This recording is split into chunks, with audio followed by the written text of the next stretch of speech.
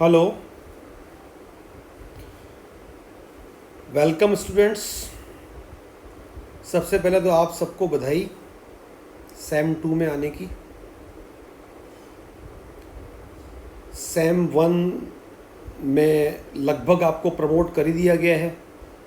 लगभग मैं इसलिए कह रहा हूँ क्योंकि अभी तक थोड़ा सा डाउट है एग्ज़ाम आपके होंगे नहीं होंगे, पर 90% तो हम ये मान के चल रहे हैं कि you all are promoted to sem 2 without appearing any exam.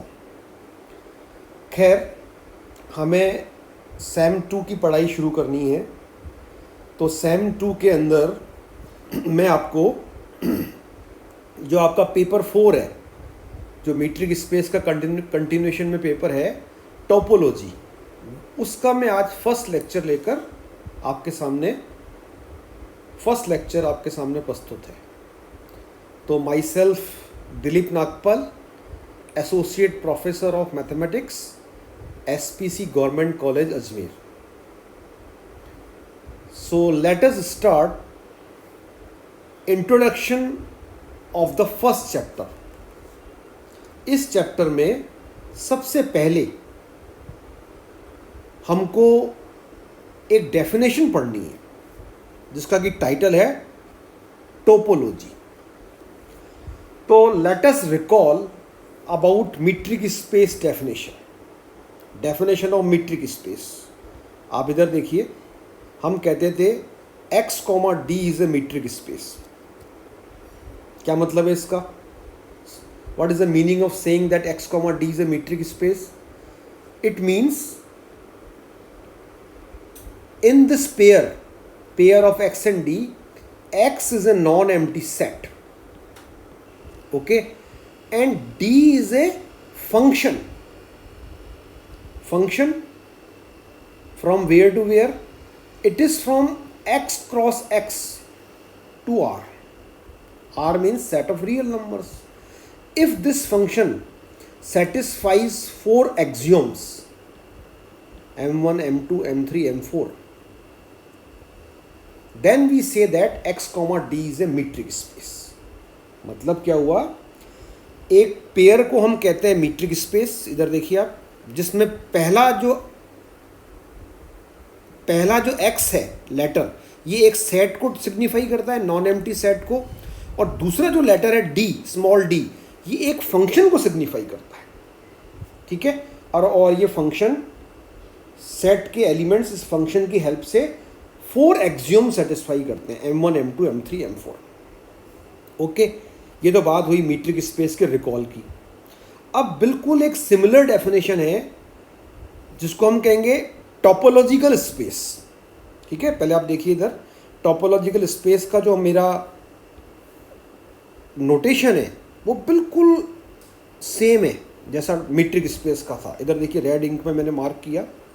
Topological space में हम x, d की जगह यहां पर आपको एक लेटर दिख रहा है इस तरह से, इसको हम प्रोनाउंस करते हैं टाउ,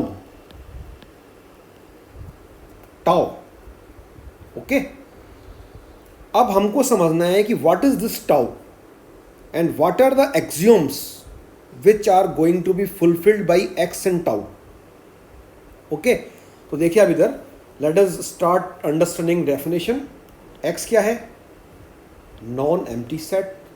तो x के बारे में तो वही बात इंफॉर्मेशन है जो पहले मीट्रिक स्पेस में थी। Now what is tau? Tau is a collection of subsets of x। ये एक इंपॉर्टेंट नई बात है।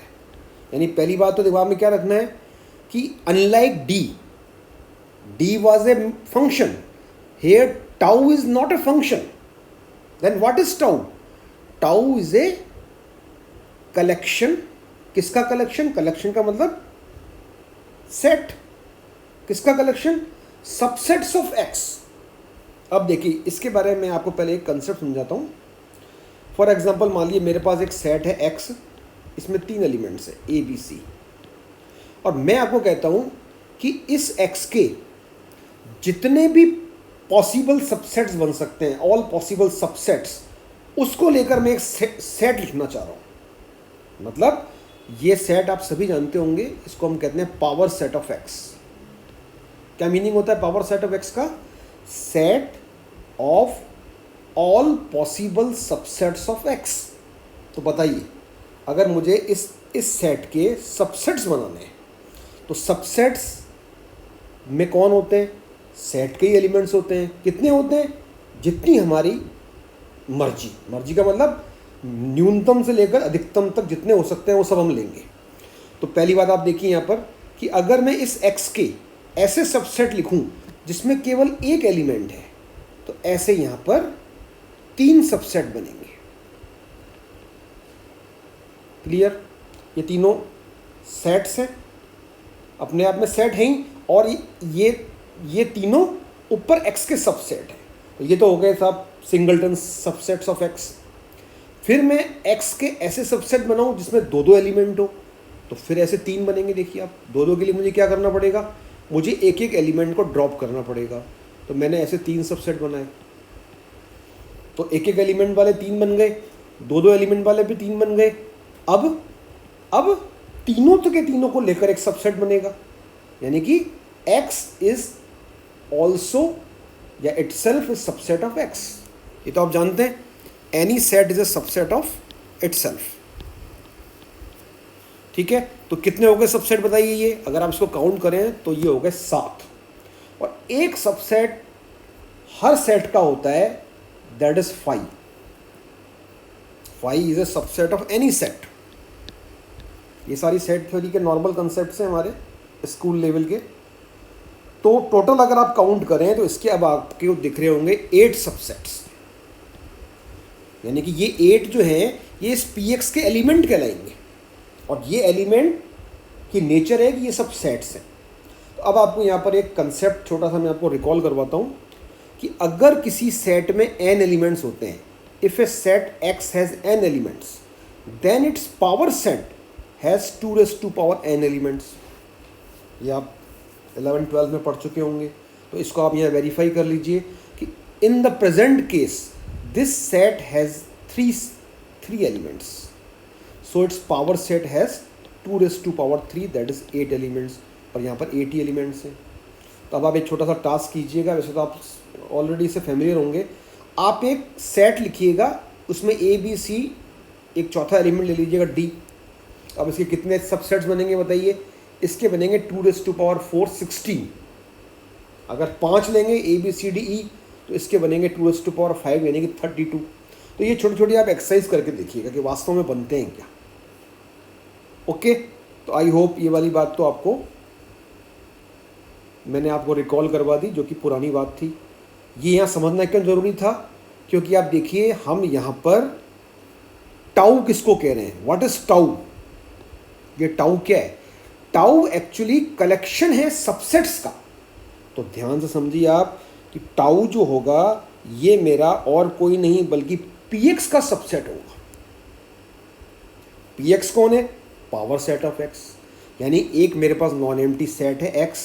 इसके लिए आप इमेजिन कीजिए कि इसमें मान लीजिए n एलिमेंट्स हैं, तो इसके px में 2n एलिमेंट्स हैं। जैसे अभी एग्जांपल दिया मैंने आपको, उस 2n एलिमेंट्स में से कुछ या सबको लेकर हमने एक सबसेट क्रिएट किया, इसका नाम हमने रखा टाउ।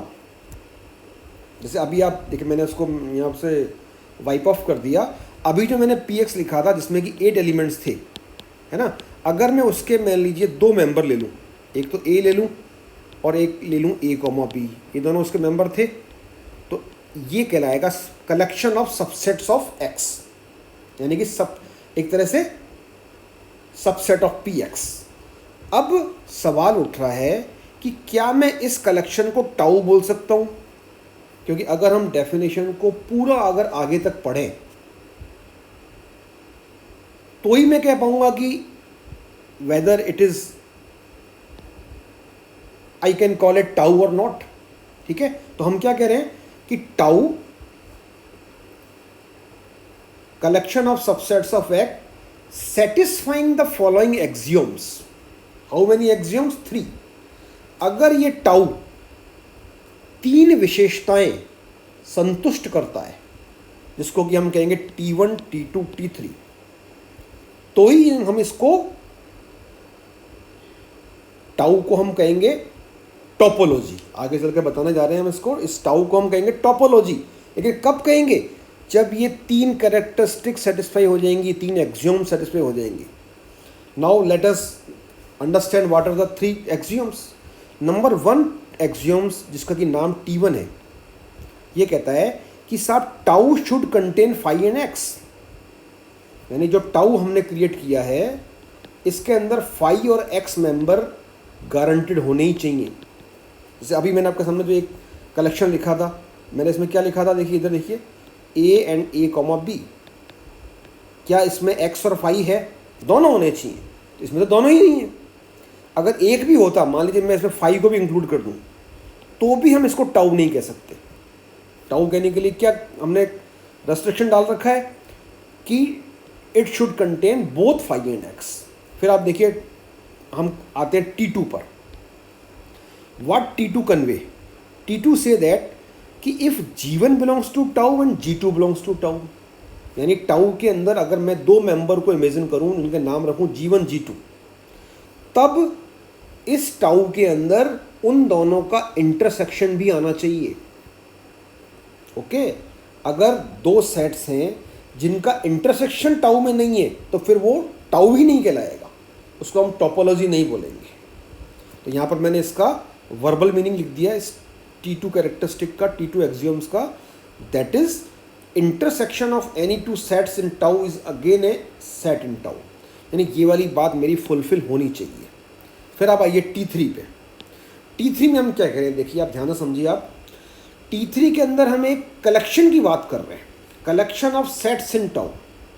और कलेक्शन को मैंने एक और रिमार्क लगा के लिखा है, फाइनाइट ओब्लिक इनफाइनाइट।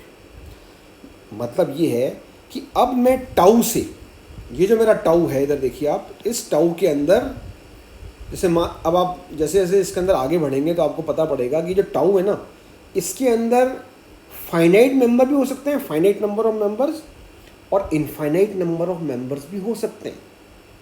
कब होंगे इनफाइनाइट? कब होंगे? जब x इनफाइनाइट होगा। इनफाइनाइट होने का मतलब इसके अंदर इनफाइनाइट एलिमेंट्स हैं, तो इसके जो सबसेट्स बनेंगे वो भी फिर गिनती में इनफाइनाइट बनेंगे। क्योंकि अगर x में n एलिमेंट्स होते हैं तो px में 2n होते हैं। लेकिन अगर x में इन्फिनिटी एलिमेंट्स होंगे तो px में भी फिर इन्फिनिटी एलिमेंट्स होंगे। ओके, तो हम यहाँ पर क्या कह रहे हैं कि अगर मैं टाउ के मेंबर्स का एक कलेक्शन कंसिडर कर लूँ। अब आप यहाँ पर एक बात ध्यान से समझिए आप, कि जब भी मुझे कलेक्शन को बताना होता है तो कलेक्शन को बताने का हमारा एक फिक्स तरीका है। आप याद कीजिए, हमने मीट्रिक स्पेस के 2nd चैप्टर में जो मेरा ओपन एंड क्लोज सेट्स था, वहाँ पर मैंने एक कलेक्शन की थ्योरम्स प्रूव की थी कि collection of arbitrary collection of open sets is open. तो वहाँ पर आपको याद है हमने कलेक्शन को बताने के लिए एक नया सिंबल इंट्रोड्यूस किया था। ये दिख रहा है आपको, उल्टा V। इसको हम कहते हैं इंडेक्स सेट। इंडेक्स सेट के बारे में मैंने आपको पुराने लेक्चर्स में बता रखा है। इंडेक्स सेट, जब भी हमें फाइनाइट या इनफाइनाइट सेट्स का कलेक्शन कंसीडर करना होता है तो हम इस सिंबल को यूज़ करते हैं। तो हम यहाँ क्या कह रहे हैं, इफ़ G लैम्डा। अब यहाँ पर जो मेरा कलेक्शन होगा ना सेट्स का, जैसे मान लीजिए मेरे पास इस टाउ के मैंने 5 मेंबर लिए। इधर देखिए आप, ग्रीन कलर से हाईलाइट कर रहा हूँ उसको मैंने यहाँ पर 5 मेंबर लिए, 1 2 3 4 5, और इनके नाम मान लीजिए यहाँ देखिए G1 G2 G3 G4 G5 ले लिए। तो इसको मैं इस फॉर्मेट में कंसिडर कर रहा हूँ। तो इसको मैं लिखूँगा G लैम्डा, है ना, जहाँ पर इंडेक्स सेट जो होगा मेरा वो बन जाएगा 1 2 3 4 5 से, क्योंकि फिर मेरा लैम्डा वैल्यू लेगा इस इंडेक्स सेट से। तो G1 G2 G3 G4 G5 आ जाएंगे। ठीक है, तो आई होप आप समझ पा रहे होंगे कि यहाँ पर ये जो मेरा ब्रैकेट में मैंने बात लिख रहा हूँ, ये G lambda denotes collection. Collection का मतलब मोर देन 1। कलेक्शन ऑफ कितने का हो सकता है कलेक्शन? More than 1। यहाँ पर ये फाइनाइट हो सकते हैं या ये इनफाइनाइट भी हो सकते हैं। तो ये सब कौन है? ये सब टाउ के मेंबर हैं, ये सब टाउ में से आ रहे हैं जी लैम्डा इधर, ठीक है। तो अगर कितनी भी संख्या में लिए गए मेंबर्स का कलेक्शन अगर टाउ में है, ऐसा होने पर हम क्या कह रहे हैं, देन इस कलेक्शन के सारे मेंबर्स की अगर मैं यूनियन ले लूं, यूनियन, तो ये यूनियन भी अगर टाउ को बिलोंग करे, करनी चाहिए, तो जाकर हम कहते हैं T3 एक्सियोम संतुष्ट हुआ। तो जब, और इसी बात को हमने यहाँ पर वर्बली कह दिया कि union of arbitrary collection of sets in tau is again A set in tau. तो जब T1, T2, T2, T3, जब ये तीनों बातें फुलफिल हो जाती हैं, किसके द्वारा, टाउ के द्वारा, और टाउ कौन है, tau is a subset of Px, और कहना चाहिए it is a collection of subsets of X, तब we say that X tau is a topological space, है ना। और हम टाउ को बोलते हैं tau is said to be a topology for X, यानी टाउ को टोपोलॉजी कब बोलेंगे, जब ये T1, T2, T3 तीनों एक्सियोम संतुष्ट करेगा, और उस केस में इस पेयर को बोलेंगे हम टोपोलॉजिकल स्पेस।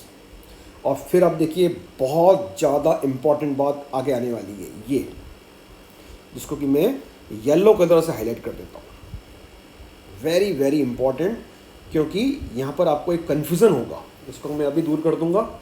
हम ये क्या कह रहे हैं, अगर x, टाउ एक टोपोलॉजिकल स्पेस है, in that case each member of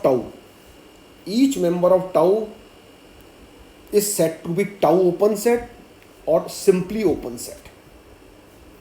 मतलब जब मेरे पास एक सेट है X और एक मैंने टोपोलॉजी क्रिएट कर ली इसके ऊपर, अभी मैं इसको एग्जांपल समझाऊंगा आपको, उस केस में टाउ के जितने भी मेंबर्स हैं ये सब कहलाएंगे टाउ ओपन सेट, या सिंपली हम इसको कई बार ओपन सेट भी बोलते हैं। अब बात आ रही है साहब कि मैंने इतनी जोर देकर क्यों बोला कि कन्फ्यूज़न होगा, क्योंकि अगर आपने मीट्रिक स्पेस पढ़ा है तब तो होगा कन्फ्यूज़न, नहीं पढ़ा है तो कोई कन्फ्यूज़न नहीं होगा। वो फिर अभी मैं बताऊंगा, आपको समझ में आ जाएगा। तो आप याद कीजिए कि जब हम मीट्रिक स्पेस की बात करते थे तो हम मीट्रिक स्पेस में एक सेट जो होता था G, subset of metric space, इसको हम कब कहते थे कि ये ओपन सेट है, यानी what is the definition of open set in a metric space, बताइए। हम इसको ओपन सेट कहते थे अगर each x belongs to X, for each x belongs to G, sorry, there exists R greater than 0 such that open ball centered at X and with radius R ये भी G में आए। जब ये वाली बात फुलफिल होती थी तब हम कहते थे G is an open set, यानी कि मीट्रिक स्पेस में ओपन सेट को डिफाइन करने का एक बहुत ही यूनिक और क्रिटिकल तरीका था। मीट्रिक स्पेस में X के हर सबसेट को ओपन सेट नहीं कहते थे, उसी सेट को हम ओपन सेट कहते थे जो ये वाला कंसेप्ट फुलफिल करता था। लेकिन जहाँ तक बात है टोपोलॉजिकल स्पेस की, तो टोपोलॉजिकल स्पेस में टाउ का प्रत्येक member, every member of tau open set कहलाएगा। इसके लिए आपको ओपन बॉल जैसी ऐसी कोई भी कंडीशन फुलफिल नहीं करनी है। तो आई होप ये बात आपको क्लियर कट समझ में आ गई होगी, और अगर कोई कन्फ्यूज़न है तो वो दूर हो गया होगा। Now let us consider different examples. Here I am considering 4 examples, ठीक है। और डिस्कस करके अभी आपको चुटकियों में समझ में आ जाएगा कि कैसे हम चेक करेंगे कि टोपोलॉजी है कि नहीं है। आप देखेंगे कि सेवरल कम्पिटिटिव एग्ज़ाम्स, नेट की बात नहीं कर रहा हूँ, बाकी जितने भी कम्पिटिटिव एग्ज़ाम्स हैं, जैसे अभी आपके होने वाला है असिस्टेंट प्रोफेसर का, आरपीएससी का, पॉलिटेक्निक लेक्चरर्स का, इन सब में टोपोलॉजी के जो क्वेश्चन आते हैं वो सिंपल ऐसे ऐसे ही आते हैं। इसमें आपको सिर्फ ये बताना होता है कि गिवन कलेक्शन टोपोलॉजी है कि नहीं है, ठीक है। तो लेट अस स्टार्ट। सबसे पहले अब एग्जाम्पल 2 से चलते हैं। एग्जाम्पल 1 हम लास्ट में करेंगे। देखिए अब एग्जाम्पल 2 में हम क्या कह रहे हैं कि मेरे पास एक सेट है, ये सेट तो मैंने चारों में कॉमन लिया है X। अब मैंने यहाँ पर ये एक कलेक्शन है, देखिए आप, जैसे it means subset of P x है ये। अब शुरू में जो मैंने 8 मेंबर लिखे थे, ये 8 में से ये चारों उसी के मेंबर हैं, ठीक है। अब आपको बताना है कि ये जो टाउ 1 है, नाम यहाँ पर भले ही वही रखा है अपन ने, हमको ये क्वेश्चन पूछा गया है कि वेदर इट इज़ टोपोलॉजी और नॉट। तो यहाँ पर देखो आंसर क्या है, नॉट ए टोपोलॉजी। बताइए ये टोपोलॉजी क्यों नहीं है? यस, क्योंकि पहला ही जो एग्जाम है T1 वो यहाँ संतुष्ट नहीं हो रहा है। T1 क्या कहता है साहब कि टाउ के अंदर 5 भी होना चाहिए, x भी होना चाहिए। तो आप क्या नोटिस कर रहे हैं यहाँ पर, इस टाउ 1 नामक कलेक्शन में x नहीं है। ये रीज़न लिखा है, देखिए x does not belongs to tau 1, so T1 axiom संतुष्ट नहीं हो रहा है, इसका मतलब tau 1 is not a topology. Okay, फिर अब आइए नेक्स्ट एग्जांपल 3 पे। इसके अंदर 4 मेंबर, फिर अगेन 4 मेंबर लिए मैंने, अब की बार कलेक्शन का नाम रखा है टाउ 2, है ना। अब फिर अगेन मैं कह रहा हूं नॉट अ टोपोलॉजी। वाई?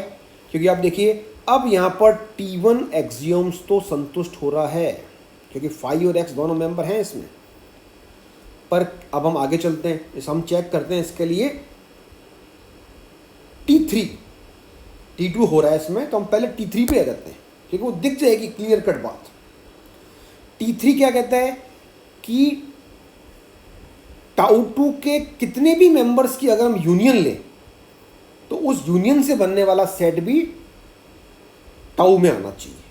अब आप देखिए यहाँ पर ये जो मेरे पास 2 इसके मेंबर हैं, मेरा तुरंत एक बार समझने के बाद तो आपको तुरंत स्ट्राइक कर जाएगा, ये जो 2 मेंबर हैं और ये दोनों मेंबर वास्तव में सबसेट्स हैं एक्स के।